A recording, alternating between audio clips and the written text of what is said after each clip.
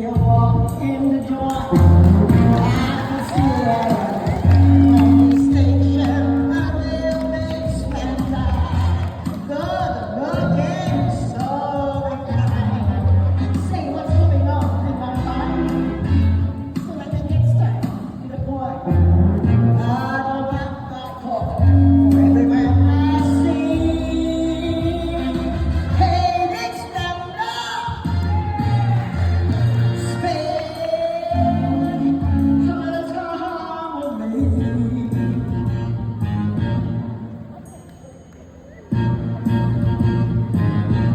Wouldn't you like to have fun, fun, fun all about you?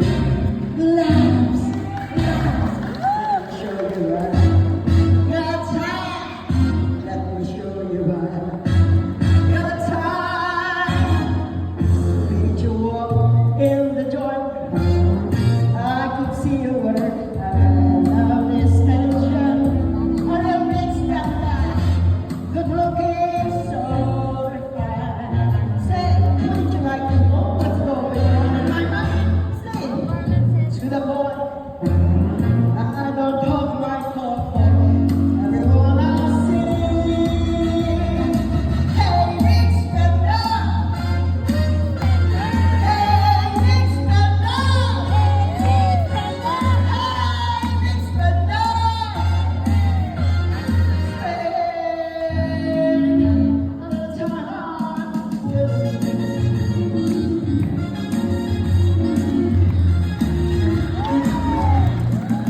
Yeah! Tama po. Ang katanungan.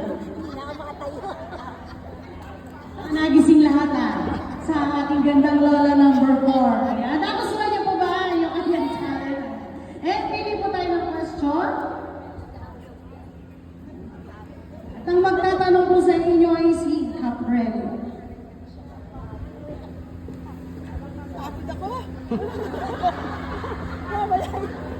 Okay ka lang po, Mami Tere? Sige po, ito po yung question sa inyo ha.